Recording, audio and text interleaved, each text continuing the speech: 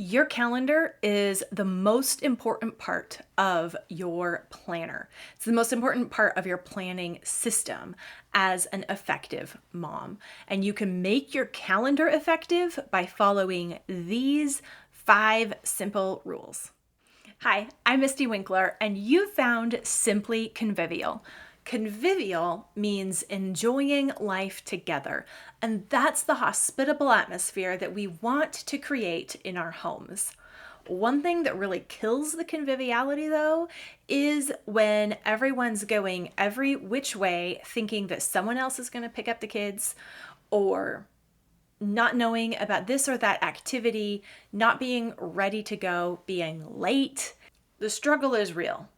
And the best solution to that struggle is keeping a calendar with these 5 calendar rules.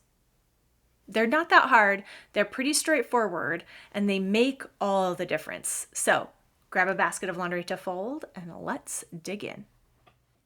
So yes, I really do think that your calendar is the pivotal piece of your planner. Even if all the other pieces are haphazard, so-so, or even just not there, if your calendar is on point, you can be managing your life effectively. And that means that when you improve the habits that you use with your calendar, when you follow these 5 calendar rules that I'm going to tell you about, it will have a ripple effect to every other organizational, managerial, homemaking responsibility in your life. It really is that vital. It's worth figuring out. It's worth learning these 5 rules for a working calendar. First rule: only keep actual appointments on your calendar. Do not put wishful thinking on your calendar. You see, your calendar needs to be trustworthy. Hopes and wishes don't belong on the calendar. You need to be able to look at your calendar at a glance and see where the hard lines of your day are, where those appointments and obligations actually land. You don't want to have to see a lot of things on your calendar and then mentally sort and decide if it's real or not, if things are going to fall apart if you're late. Put things on that you should not be late for. So that is rule number 1. Keep your calendar with only real appointments, time-bound commitments. That's all that belongs on the calendar. Okay, rule number 2. Only keep one calendar. Now, you might have appointments and birthdays and commitments spread around on multiple calendars. Maybe some things are on your Google Calendar. Some things are maybe on a shared Google Calendar with your husband or your teenager. And then you have the family wall calendar and maybe a calendar inside your planner that you kind of half-heartedly use sometimes. If you have to look in more than one place to know whether or not you need to be somewhere at a certain time in a day, it's just not going to work. You're not going to look at all those different places, and you're not going to keep track in your head. Keeping track of those commitments in our head works until it doesn't. That point is during pregnancy, postpartum, after the 3rd baby, after you're 40, at some point, it's just not going to stay in your head. So build the habits now, even if you aren't in one of those brain numbing stages. Prepare now, prepare those habits, and just know that it will pay off. Even if you have a memory like a trap and you know you're not going to forget, write it down in one place. Have a master calendar that has everything on it. It will make a difference. The biggest difference is that you will learn to intuitively trust your calendar. You have to trust it to regularly reference it and then act on it. You have to trust the plan. And then when you do trust your plan, you're actually way more likely to keep up with it, because it's working and you have a commitment to keeping it working. There's this relationship going on where you want to keep up that trust, keep up the accuracy. And the more and the longer you do that, the better your calendar will work for you. So that is rule number 2. Keep one calendar, one master calendar. All right. Rule number 3.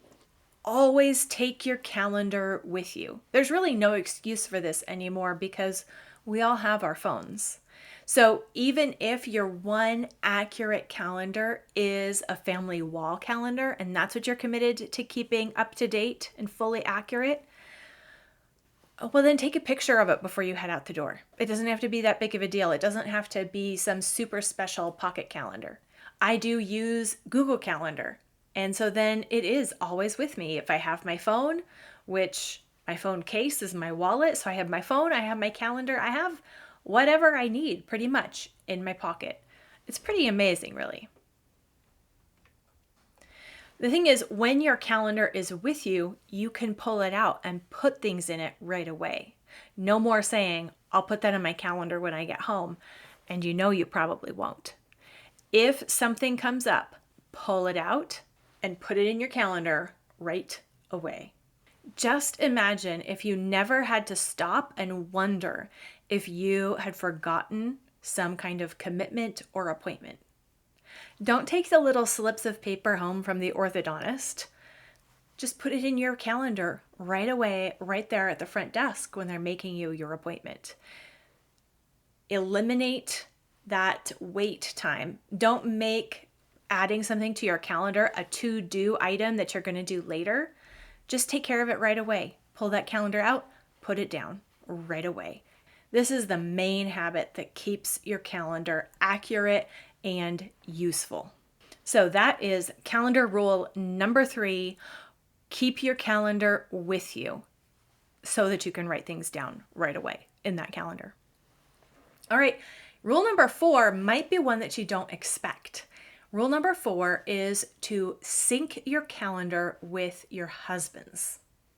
Now, he might not want to see everything on your calendar, and you might not want to see everything on his calendar.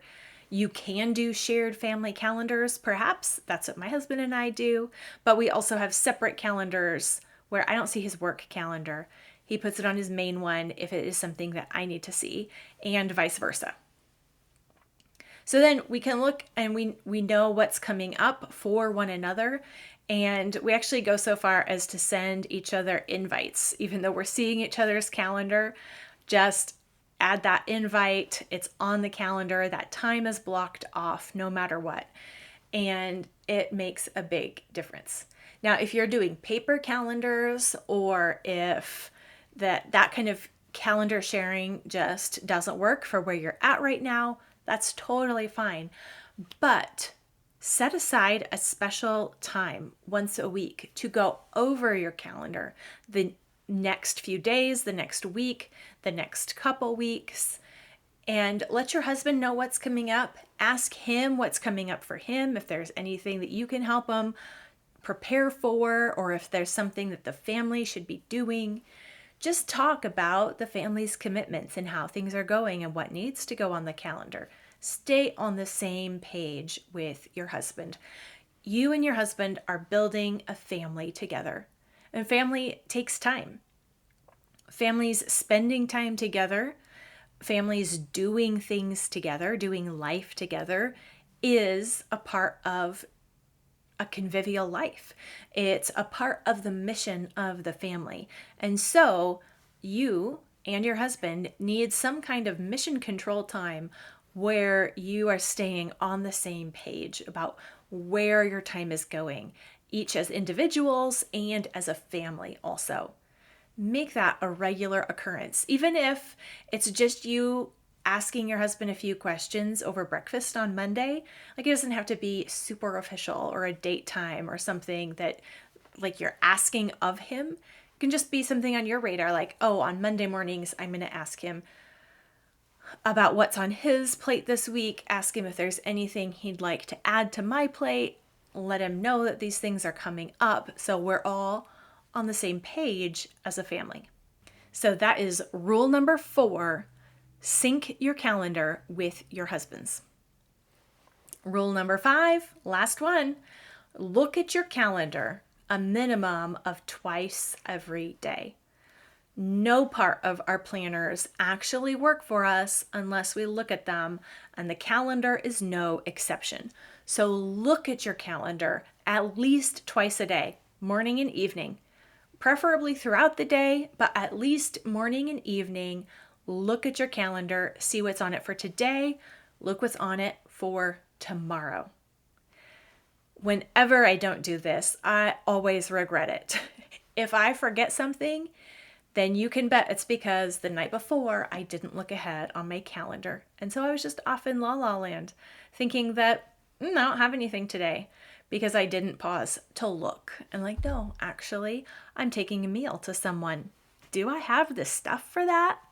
Look at your calendar.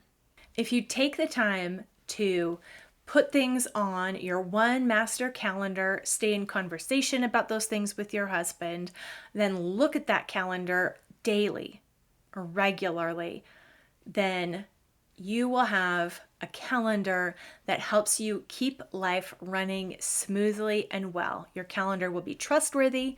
Your calendar will be useful. Now, real life examples are so helpful. And so that's why next up, I have a conversation with my friend Michelle Arancibia, all about how she coordinates her family with a strategic calendar. Be sure to check it out.